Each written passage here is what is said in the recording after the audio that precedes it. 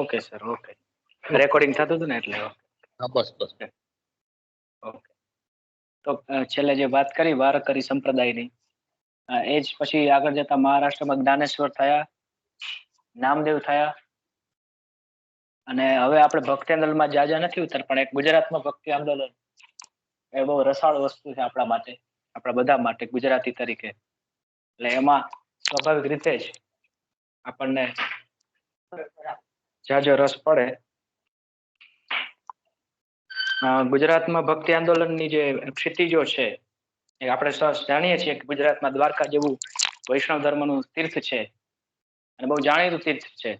એટલે અહીંયા વૈષ્ણવ ધર્મનો પ્રચાર થાય એ બહુ સ્વાભાવિક છે. અને કેવા કેવા સંતો થયા છે. નરસિંહ મહેતાના અનેક કોટેશનો ભક્તિ આંદોલન દરમિયાન મેં કહ્યા તમને. હવે એમાં કઈ મારે જાજુ કહેવાનું નથી. પણ નરસિંહ મહેતા પણ મૂળત્વે તો એકેશ્વરવાદના સંત છે.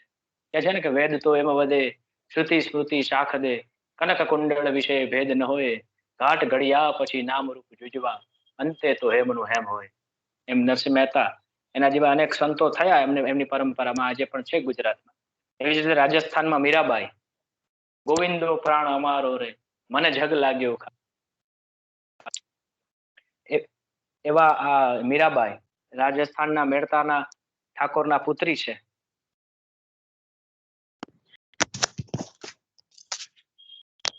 અને મીરાબાઈએ પણ અનેક પદો લખ્યા છે રાજસ્થાનીમાં, ગુજરાતીમાં. અને એમને તો એમ કહેવાય છે કે રાણાજીએ એમને ઝેરના કટોરા મોકલ્યા છે અને છતાંય પ્રભુની પ્રસાદી માનીને પી ગયા છે. એટલે કદાચ ખરેખર તો ઝેરના કટોરા નહીં મોકલ્યા, પણ ઝેરના કટોરા જેટલા દુઃખ આપ્યા છે, પ્રતીક મૂક્યું છે આપણા સંત સાહિત્યની પરંપરામાં.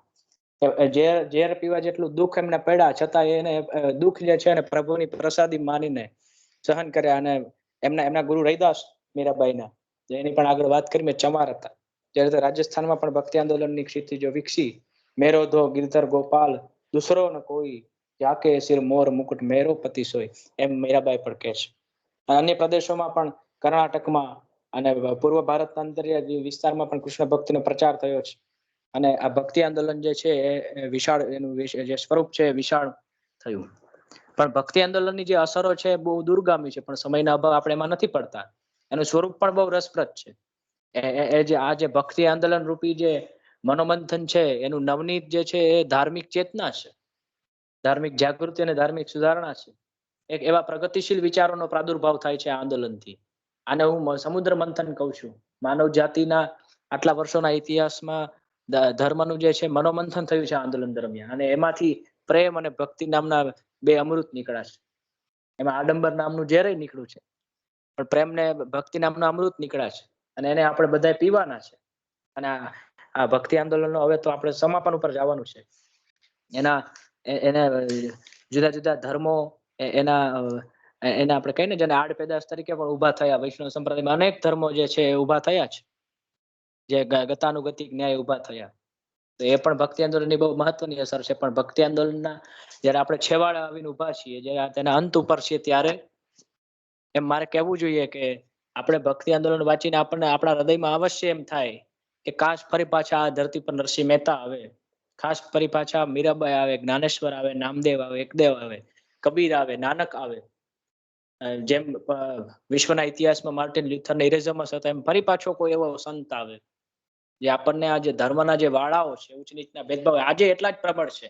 હું નથી માનતો કે આપણે આજે એટલા આધુનિક થઈ ગયા છીએ કે જ્ઞાતિવાદના વાળામાંથી બહાર નીકળી ગયા હોય. ઠીક છે, દેખાડા પૂરતું કરીએ છીએ, ભાષણોમાં કરીએ છીએ, પુસ્તકોમાં કરીએ છીએ, બરાબર વાત છે. પણ હજી આપણા અંતઃકરણમાં, આપણા મનમાંથી એ વાત ગઈ નથી. એટલે મને લાગે છે કે કાશ એવા કોઈ આવે અને આપણા હૃદયમાં પણ આજે માનવતાની જ્યોત છે એ પ્રગટાવે, એવી આશા સાથે આપણે ભક્તિ આંદોલન એ પૂરું કરીએ છીએ. અને હવે આપણે સૂફી આંદોલન અથવા સૂફીવાદ, અને આપણે આ લેક્ચરમાં તો લગભગ આપણે સૂફીવાદ પૂરું કરી જ દેશું. એટલે ચિંતાની કોઈ વાત નથી.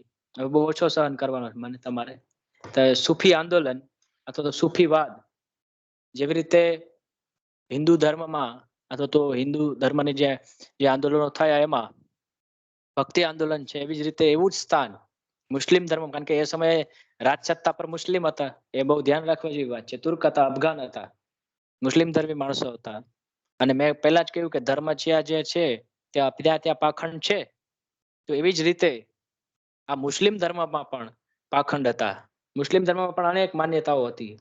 તો એ મુસ્લિમ ધર્મની જે છે માન્યતાઓ એને દૂર કરવાનું કામ પણ આ સૂફી સંતોએ કર્યું. જેવી રીતે આપણે ત્યાં અનેક ભક્તિ આંદોલનના હિન્દુ સંતો થયા, એવી રીતે તેમને ત્યાં અનેક સૂફી સંતો થયા. તો સૂફી સંત ની પરંપરામાં આપણે ઊંડા ઉતરીએ અથવા તો એમના વિશે વિશેષ વાત કરીએ. પહેલા સૂફીવાદ એ શું છે એ સમજવું બહુ જરૂરી છે. તો સૂફી શબ્દ એવો છે કે સૂફી શબ્દના અનેક અર્થ નીકળે છે. ગ્રીક અર્થ એનો જ્ઞાન છે. સૂફી એટલે જ્ઞાન. તો કોઈ એવું માનતું હતું કે જે ધર્મની સફાઈ કરે છે તે સૂફી છે.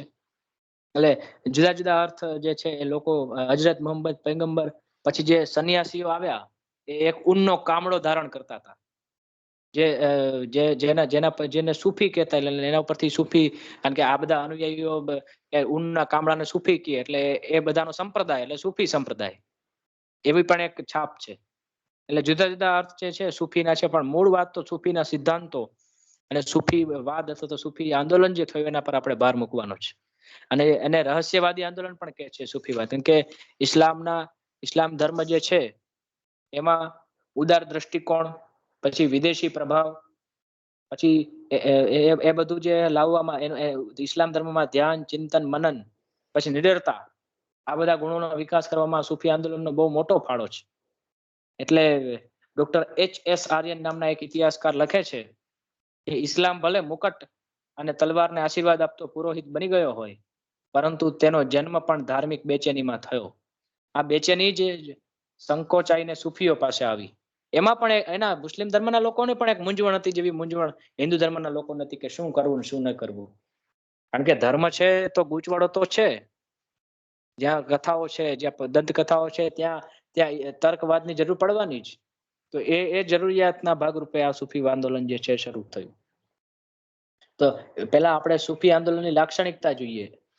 ભક્તિ આંદોલનની લાક્ષણિકતા તો આપણે ચૂકી ગયા સમયના અભાવે, પણ સૂફીવાદની લાક્ષણિકતાઓમાં પહેલું છે ઉદાર દ્રષ્ટિકોણ. આપણે પહેલા વાત કરી કે સૂફી આંદોલનનો આપણે પાસે એક તો સમય ઓછો છે, એટલે સૂફી આંદોલનની આપણે બહુ ઝડપથી પણ બે ચાર એવા કિસ્સાઓ મારે તમને કહેવા છે, બે ચાર એવી વાતો તમને કરવી છે કે સૂફી આંદોલનની જે વાત છે સીધી તમને હૃદયમાં સોસરી ઉતરી જાય, જેથી એની જે શાસ્ત્રીય ચર્ચામાં આપણે ન પડીએ, પણ એવા દાખલા મારી પાસે બહુ સરસ આવેલા જે શોધીને લાવ્યો કે જે તમે સાંભળશો તમને તમારા હૃદયમાં પણ સૂફી આંદોલન પ્રત્યે આપણે ભક્તિ આંદોલન જેટલું માન આપણને પ્રગટે. અને જેવી રીતે મેં કહ્યું હતું કે આ ઇતિહાસનો જે ગાળો છે 1206 થી 1526, એ ગાળાને જેમ ભક્તિ આંદોલનનો યુગ કહીએ એવી રીતે સૂફી આંદોલનનો યુગ કહેવાનું પણ આપણને મન થઈ આવે સહજ. તો પહેલે તો સૂફીવાદની જે પહેલી લાક્ષણિકતા છે ઉદાર દ્રષ્ટિકોણ. જેમ આપણે જેમ કહીએ છીએ કે ઈશ્વર એક છે, તો એવી જ રીતે એ લોકો કહે છે અના અલ હક, એટલે કે એ લોકો પણ એમ જ કહે છે કે ઈશ્વર એક છે. અલ્લાહ સાથે પોતાની એકતા, અદ્વૈતવાદ જેને કહીએ છીએ, એ અદ્વૈતવાદ આ ધર્મમાં પણ છે. તો મૂળ ઇસ્લામ સૂફી મત જે અત્યંત ઉદાર છે. ઇસ્લામ ધર્મમાં તો અનેક બંધનો છે અને અનેક વિચારસરણીઓ છે મૂળ ઇસ્લામ ધર્મમાં, પણ સૂફી ધર્મ જે છે એ ઉદાર છે. એમ કે છે કે કુરાન તો એમ કે છે કે અલ્લાહ સાથે કોઈ વ્યક્તિગત સંબંધ ન સ્થાપી શકાય, પણ સૂફી આંદોલને સાબિત કરી બતાવ્યું, સૂફી સંતોએ કહ્યું કે નહીં, ઈશ્વર અથવા તો અલ્લાહ અને આપણે એક જ છે. અને સૂફી એમ કે છે કે સૃષ્ટિના કણે કણની અંદર ઈશ્વરના જે છે એ સૌંદર્યની ઝલક છે.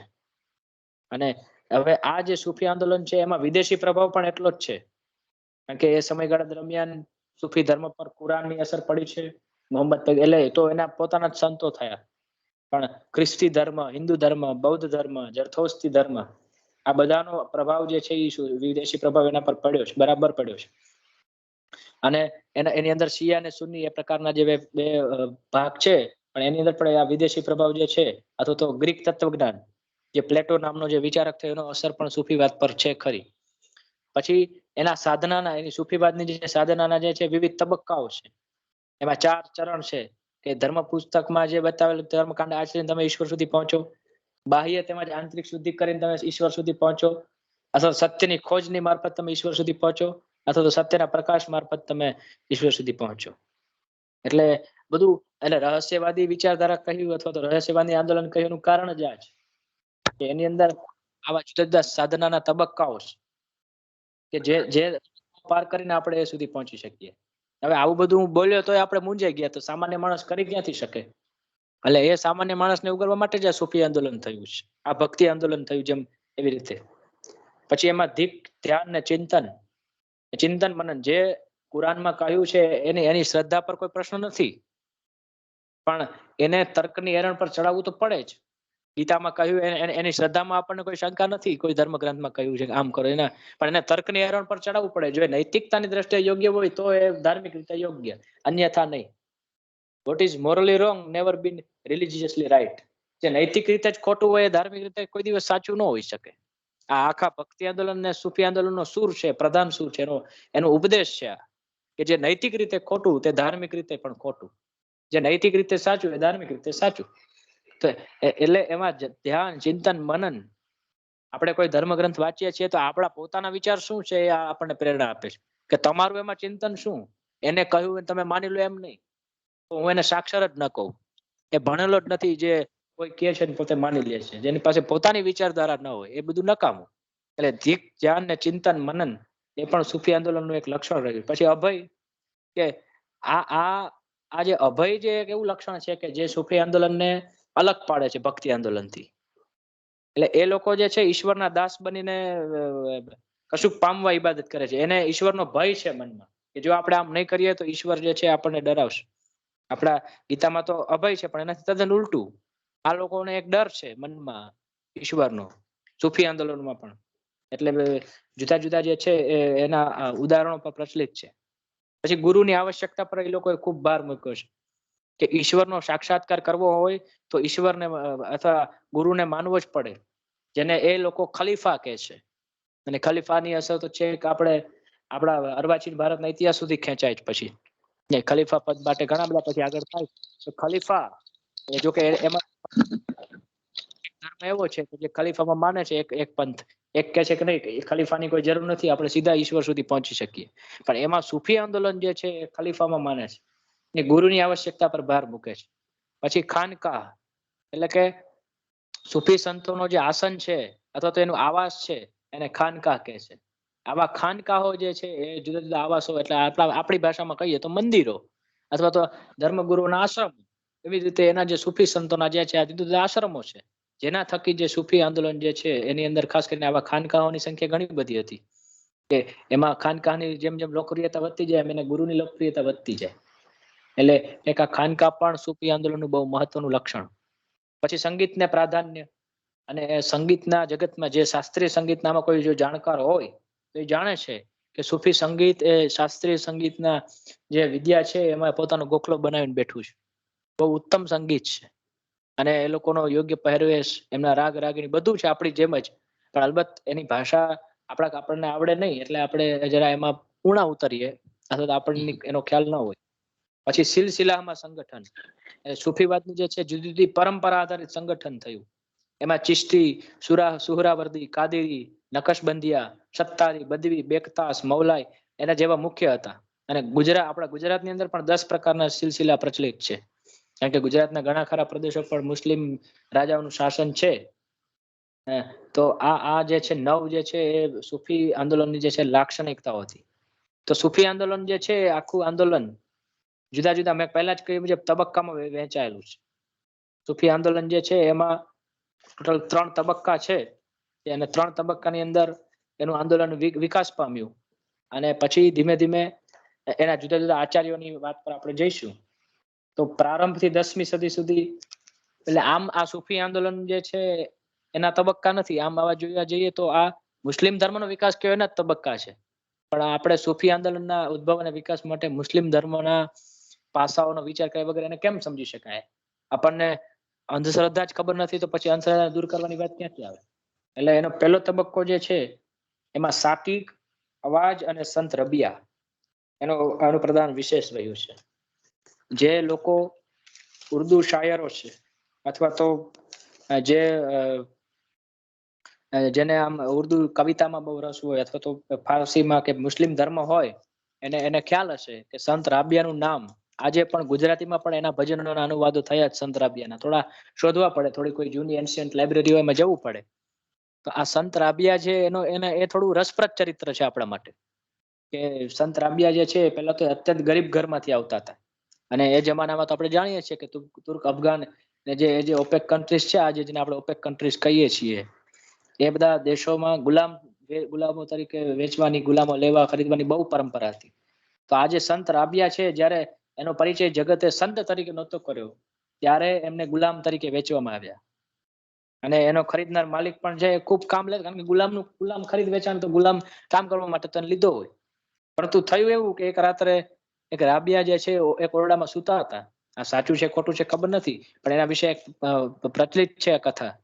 એક ઓરડામાં સંત રાબિયા સૂતા હતા, અને એના માલિક કઈક કામ બતાવવા આવ્યા રાત્રે.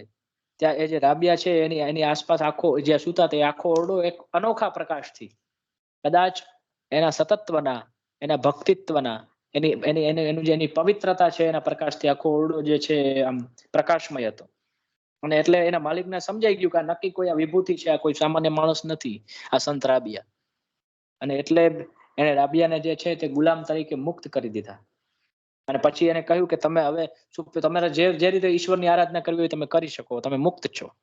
અને પછી તો એને આમ મોટા મોટા સંતો જે એ જમાનાના કહેવાય, એ લોકો સંત રાબિયાના જે છે એ વ્યાખ્યાન સાંભળવા આવતા. અને એની જીવન વિશેની ફિલોસોફી જુઓ, ઈશ્વર પ્રત્યે અથવા તો અલ્લાહ પ્રત્યે એનો સમર્પણ ભાવ કેવો છે. એક માણસ જે છે સંત રાબિયાની સામેથી માથા પર પટ્ટી બાંધીને ચાલ્યો જતો હતો. તો ત્યારે રાબિયાને પૂછ્યું કે કેમ ભાઈ માથા પર પટ્ટી કેમ બાંધી છે? એટલે પેલા માણસે કહ્યું કે માથામાં લાગ્યું છે એટલે બાંધી છે. ત્યારે સંત રાબિયા શું કહે છે કે ખુદાએ તારા પર જે સારી કે ખરાબ રહેમ કરી છે એનો દેખાડો ન કર. આ એની ત્યાગ વૃત્તિ બતાવે. તને લાગ્યું તો તારે એમાં પટ્ટી બાંધીને આખા જગતને કહેવાની જરૂર નથી કે જુઓ મને લાગ્યું છે. એટલે આ હદની સમર્પણ વૃત્તિ, આ બધી ત્યાગ વૃત્તિ એના સંત રાબિયામાં છે. અને એનું સાહિત્ય ગ્રંથસ્થ થયું છે મોટે ભાગે અરબી ફારસી ભાષામાં હોય, સ્વાભાવિક છે, પણ ગુજરાતીમાં પણ અમુક અનુવાદો છે, પણ એ આપણે ગોતવા પડે. અને જો આપણને રસ પડે તો કરવા જેવું ખરું એમ. પછી આ સમયમાં જે છે કુરાનના જે પ્રાયશ્ચિત, ત્યાગ, સાદાઈ અને ગરીબાઈ, ઈશ્વરમાં શ્રદ્ધા જેવા સિદ્ધાંતો જે સૂફી સંતો અનુસરે છે. અને સૂફી સંતો આ સમય પહેલો જે તબક્કો છે પ્રારંભથી 10મી સદી સુધીનો, એ સમયગાળા દરમિયાન એકાંતવાસ, જાહેર જનતા સાથે બહુ સંપર્ક નહીં, કારણ કે જે માણસને આધ્યાત્મિક ભૂમિકા પર પહોંચવું હોય એને મનોમંથન તો કરવું પડે, પોતાની જાતને સમજવી પડે. બાહ્ય જગત તો છે પણ આપણી અંદર પણ એક જગત છે અને એને સમજવું પડે. એટલે એ કાળમાં જ આ સંત રાબિયા થયા. અને વિશ્વના પ્રથમ સૂફી સંત તરીકે પણ સંત રાબિયાને જ આપણે માનીએ છીએ. વિશ્વના જો પ્રથમ સૂફી સંત જો કોઈ ગણાતા હોય તો એ સંત રાબિયા છે. અને ઈશ્વર, જેમ મીરાબાઈ જેમ ઈશ્વરને પોતાની પ્રિયતમા માનતી હતી, એવી જ રીતે આ રાબિયા પણ ઈશ્વરને પોતાના પ્રિયતમ માની લડે છે. જેવું દરેક ધર્મમાં આવી સમાન વસ્તુ હોય જ. તો પછી તો પ્રેમ રૂપી મદિરાનું પાન કરીને ઈશ્વરના ધ્યાનમાં જે સતત મગ્ન રહેતી. અને પછી તો Egypt, Syria, Baghdad, Khorasan, Transoxiana, Iran જેવા દેશોમાં પણ આ સૂફીવાદ ફેલાય છે.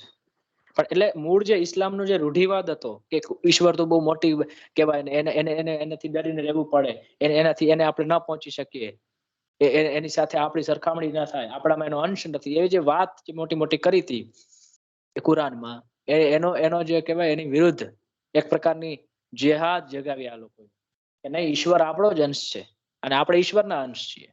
ઈશ્વર સાથે જે તાદાત્મ્યતા અનુભવવી જોઈએ એ અનુભવવાનું કામ સૂફી આંદોલનમાં સમયગાળા દરમિયાન થયું. એટલે સૂફીઓના જે રહસ્યવાદને એ લોકો નવું સ્વરૂપ આપ્યું અને સંપૂર્ણ શરણાગત ભાવથી ભરી દીધું. ઉપરાંત વિકાસનો જે આ પ્રથમ તબક્કો જે છે અનુભૂતિ પ્રધાન હતો, કારણ કે એ લોકો એકાંતવાસ સેવતા, પોતાને જે અનુભૂતિ થાય, એટલે આ જે જ્ઞાન સિંચનનો સમયગાળો હતો સૂફી સંતો માટે. જ્ઞાન બીજાને આપવું હોય પેલા મેળવવું તો પડે ને. એટલે આ જે છે મારી દ્રષ્ટિએ જ્ઞાન મેળવવા માટે સૂફી સંતો ત્યારે પોતાનું આત્મચિંતન કરીને જાહેર જનતા સાથે સંપર્ક ન રાખીને આત્મચિંતનમાં મગ્ન રહેતા હતા. અને પછી એ જુદા જુદા સ્થળોએ ફર્યા. દ્વિતીય તબક્કામાં એટલે 10મી થી 12મી સદી, દ્વિતીય તબક્કો સૂફી આંદોલનનો 10મી થી 12મી સદીનો છે. અને બીજા તબક્કાના જે સૂફી આંદોલન પર જુઓ ભારતીય વેદાંત અને બૌદ્ધ ધર્મના સિદ્ધાંતોની અસર છે. ભારત એટલે આ સમજવા માટે પહેલા આપણને એ ખબર હોવી જોઈએ કે ભારતીય વેદાંત શું છે. પણ એ અગાઉ મેં કહી દીધું કે વેદાંતમાં શી વાત છે કે ભાઈ જે વેદો છે એને સમજવા માટેની વાતો છે, અને જીવન, બ્રહ્મ, બ્રહ્માંડ, આ બધાની ઉત્પત્તિ, રહસ્ય, એનું મહત્વ વગેરેની બહુ ઊંડાણપૂર્વક શાસ્ત્રીય ચર્ચા છે. અને નિષ્ફળતાનો ગુણ કેળવવો જોઈએ એમ કે છે. તમારે કોઈ કામ કેવી રીતે કરવાનું છે, સાક્ષી ભાવે કરવાનું છે, કે માત્ર તમે તમે એના કે ડિલિવરી બોય છો એવી રીતે એનું તમારે કામ કરવાનું છે. તમે કોઈ હું અત્યારે ભાષણ કરું છું તો હું કરું એ જ જ્ઞાનતા શકટ નો ભાર જેમ શ્વાન તાણે મેં નરસિંહ મહેતાએ કહ્યું છે એમ કે હું નથી કરતો પણ બસ મને કોઈ અહીંયા કામ કરવા મોકલ્યો છે. એ પ્રકારની વેદાંતિ વિચારધારા છે. એની અસર આ સૂફીવાદ પર પડી દ્વિતીય તબક્કામાં. એટલે જીવ અને શિવનું ઐક્ય, પછી સંસારની નશ્વરતા, માયાનું પ્રાબલ્ય જેવા વિચારો જે છે અપનાવ્યા. અને મનસુર અલ હુલ્લા જે તો પૈગંબર સાહેબના ઉપદેશનો પણ વિરોધ કર્યો.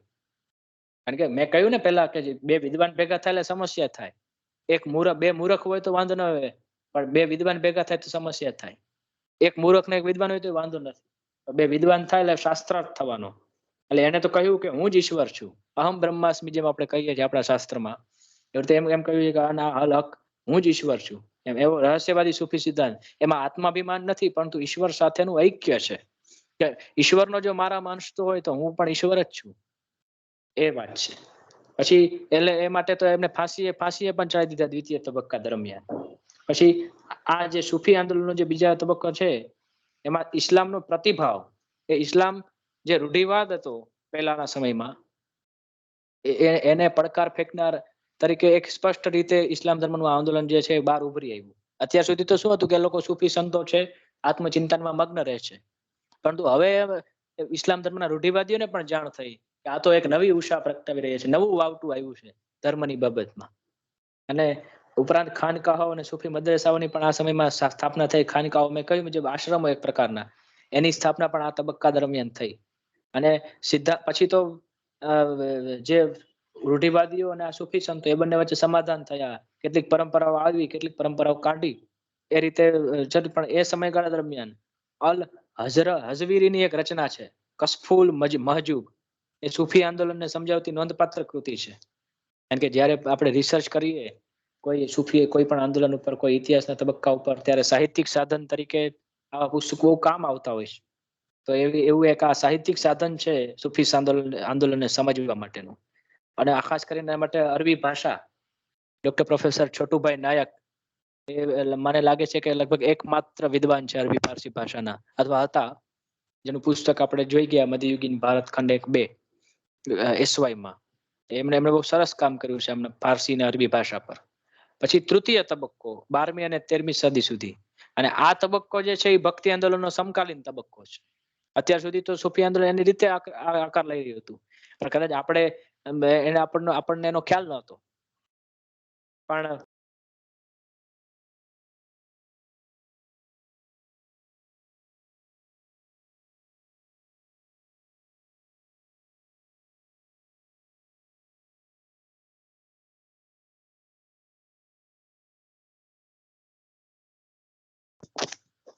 હા, તો સૂફી આંદોલન જે છે એનો જે ત્રીજો તબક્કો જે છે એ ભક્તિ આંદોલનનો સમકાલીન તબક્કો છે. સૂફી સંતો જે છે એ આ તબક્કા દરમિયાન ઈશ્વર અને આત્મા એની વચ્ચે કોઈ ભેદ નથી, એટલે તેમના પ્રત્યે અનુરાગ ભાવ રાખવો જોઈએ એવું માનતા હતા. મેં પેલા કહ્યું મુજબ ઈશ્વર બહુ ઊંચી કક્ષાનો છે, અથવા ઈશ્વરને આપણે પહોંચી, એવું બધું નથી. એને એકાત્મ ભાવ, આત્મભાવ, ઐક્ય ભાવ અનુભવાય છે અહીંયા. એટલે સૂફી આંદોલન અને સંત સમુદાયમાં એમનું જે છે વિશિષ્ટ સ્થાન છે.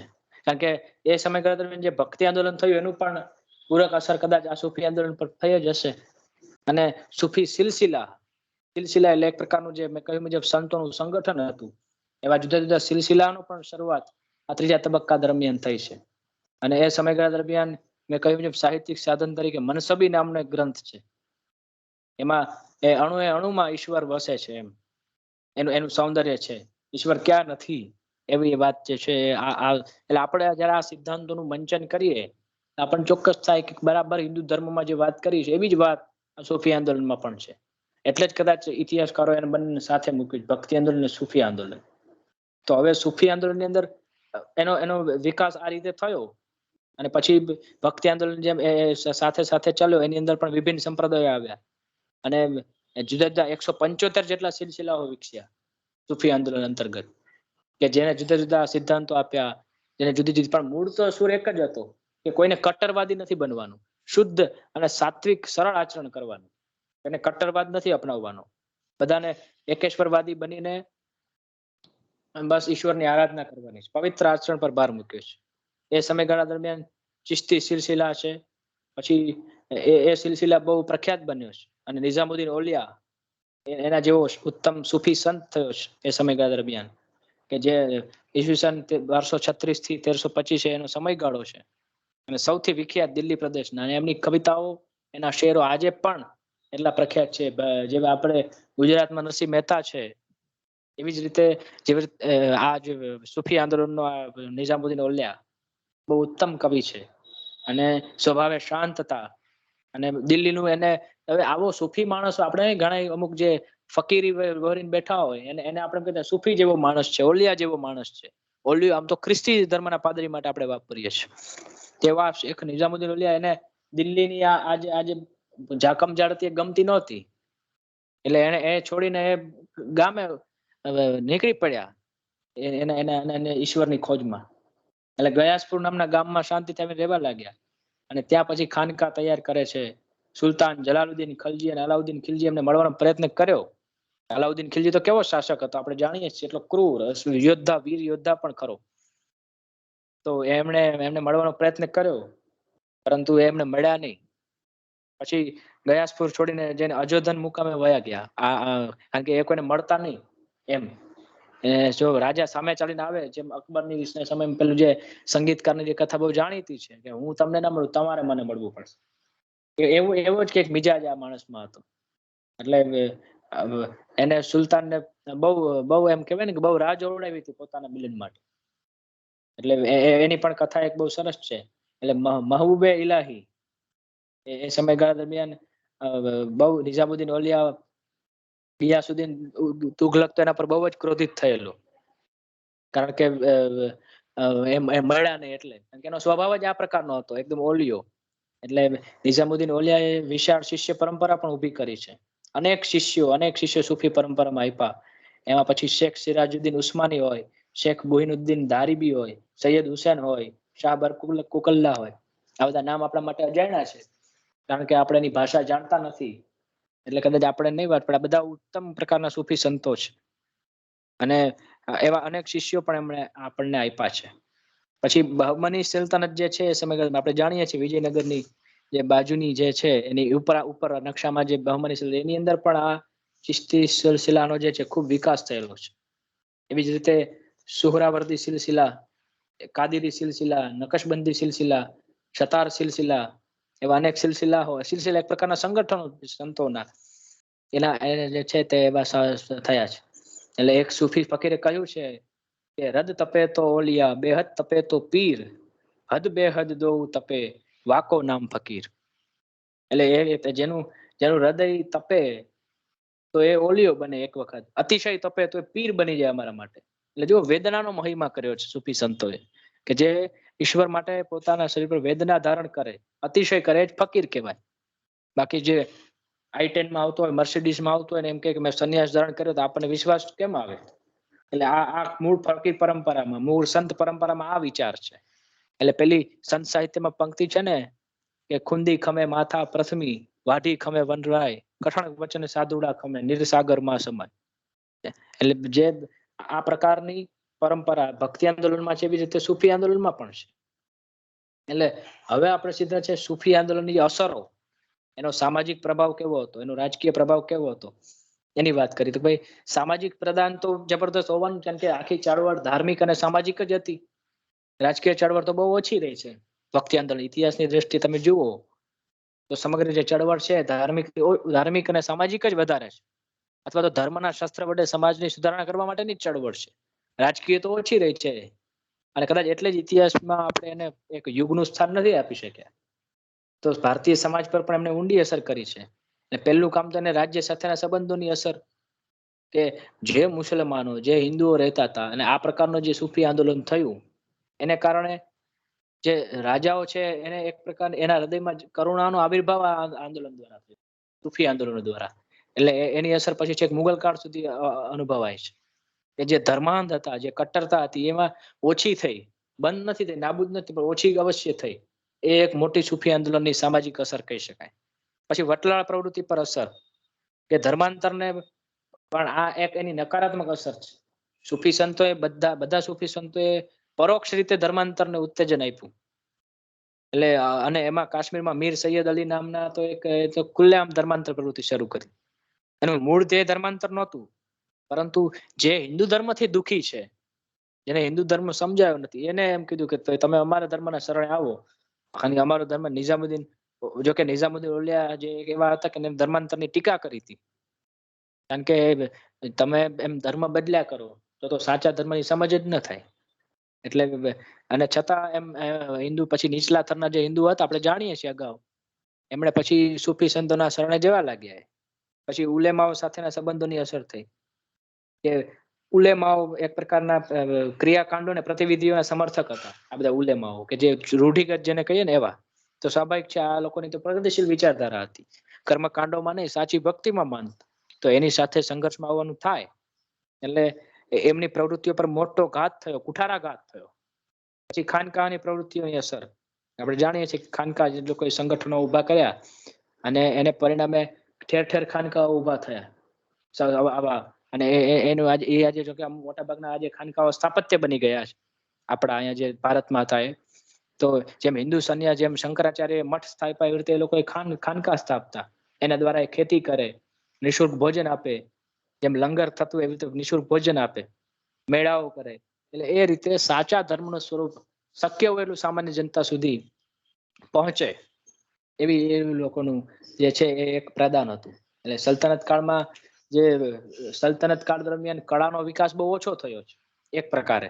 તમે મોગલ યુગનું આપણે સાંસ્કૃતિક પ્રદાન ભણીએ છીએ, પણ ક્યાંય એવું નથી કે સલ્તનત કાળનું સાંસ્કૃતિક પ્રદાન અથવા સલ્તનત કાળની સાંસ્કૃતિક સિદ્ધિ. કારણ કે એ સમયના જે શાસકો છે, કેવું 600 વર્ષના ગાળામાં, સોરી 1206 થી 1526 નો જે 300-400 વર્ષનો જે ગાળો છે, એ ગાળામાં અનેક રાજાઓ આવ્યા, અનેક વંશ આવ્યા. એમાં 5 વંશ આવી ગયા. તો તમે વિચાર કરો એમાં કેટલી બધી રાજકીય ઉથલ પાથલ હોય. જો રાજાને તો સમય હોય જ નહીં કલાને પ્રોત્સાહન આપવાનો, સાહિત્યને પ્રોત્સાહન આપવાનો.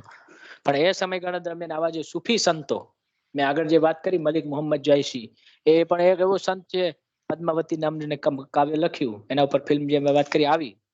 તો એ પણ એક સૂફી સંત જ હતો. અને એટલે આપણે આજે પદ્માવતી જેવી વીર વિરાંગનાને જે વાત સુધી પહોંચી શક્યા. તો એ લોકોએ સાહિત્યને જાળવ્યું હતું, કલાને જાળવવાનું કામ સૂફી સંતો એ સમયગાળા દરમિયાન કર્યું. બાકી તો કદાચ આપણે એની જે ઉત્તમ સંગીત કળા, એનું જે સ્થાપત્ય છે, એનું જે સાહિત્ય છે, એનાથી કદાચ વંચિત રહે. તો સૂફી સદાની સૂફીવાદ જે છે એની રાજકીય અસર કેવી થઈ, એનો એક નાનકડો દાખલો ગુજરાતનો જ છે, તેની તમને વાત કરું. જે ગુજરાતનો જે શાસક છે મોહમ્મદ બેગડા અને એની રાણી સિપરી, એટલે એ બંનેનો એક પુત્ર હતો. એની સવારી છે અમદાવાદના માણેક ચોક માંથી નીકળેલી. આપણો અમદાવાદ જે છે એનો માણેક ચોક આપણે જાણીએ છીએ, બહુ પ્રખ્યાત છે. એના માણેક ચોક માંથી એની સવારી નીકળેલી મોહમ્મદ બેગડા અને રાણી સિપરી હતા. અને એનો પુત્ર એની સવારી, એમ કે આ તો રાજા મહારાજા. અને આ મોહમ્મદ બેગડા પર બરાબર સૂફીવાદની અસર હતી. સૂફીવાદના જે નૈતિક ચિંતન હતું એની બરાબર અસર છે. એટલે માણેક ચોક માંથી નીકળે એટલે સ્વાભાવિક રીતે જ અમદાવાદની જે હિન્દુ મુસ્લિમ કન્યાઓ, પુરુષો બધા આમ બહાર નીકળેલા. ત્યારે આ પુત્રએ જે છે ને એ હિન્દુ કન્યાની છેડતી કરી. આ મોહમ્મદ બેગડાના પુત્ર જે હિન્દુ કન્યાની છેડતી કરી, એટલે એ ફરિયાદ મોહમ્મદ બેગડા પાસે ગઈ. યાત્રા પૂરી થઈ, સવારી પૂરી થઈ એટલે મોહમ્મદ બેગડા પાસે ગઈ. એટલે મોહમ્મદ બેગડા એ તો નૈતિક ચિંતનમાં માનતો હતો. એટલે ભલે એની કોઈ પણ રાજકીય પાત્ર જે છે એ વિવાદિત જ હોય, પણ એની આ પ્રસંગ છે.